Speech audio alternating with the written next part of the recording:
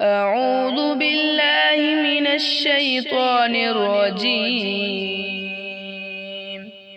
بسم الله الرحمن الرحيم.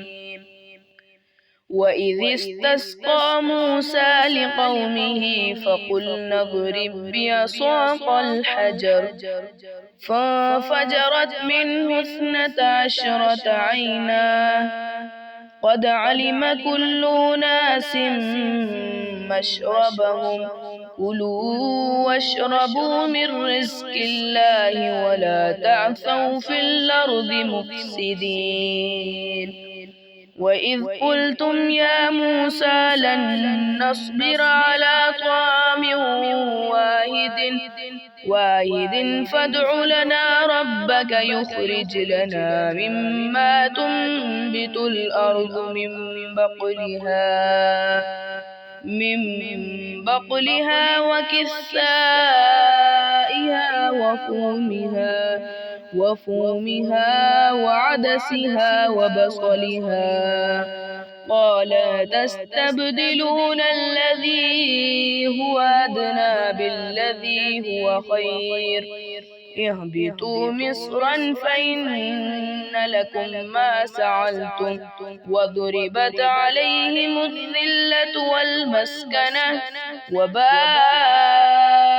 بغضب من الله ذلك بأنهم كانوا يكفرون بآيات الله ويقتلون النبيين بغير الحق ذلك بما عصوا وكانوا يعتدون. صدق اللہ العظیم.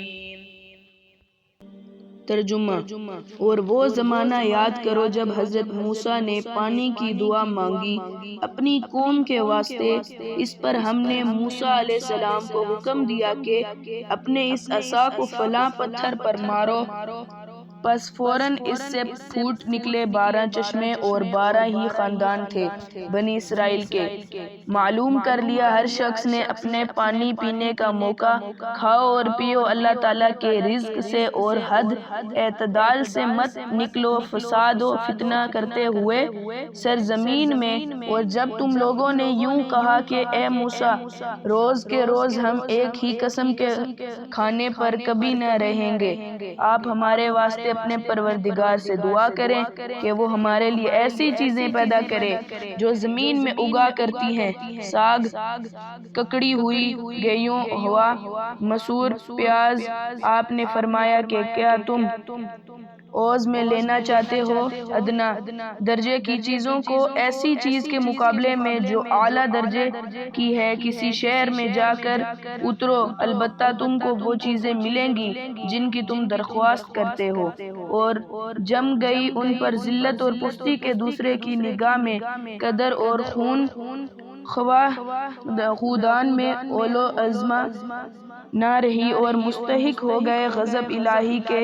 اور یہ اس وجہ سے ہوا کہ وہ لوگ منکر ہو جاتے تھے احکام الہی کے اور قتل کر دیا کرتے تھے پیغمبروں کو ناحق. اور نیز یہ اس وجہ سے ہوا ان لوگوں نے اطاعت نہ کی اور دائرہ اطاعت سے نکل جاتے تھے.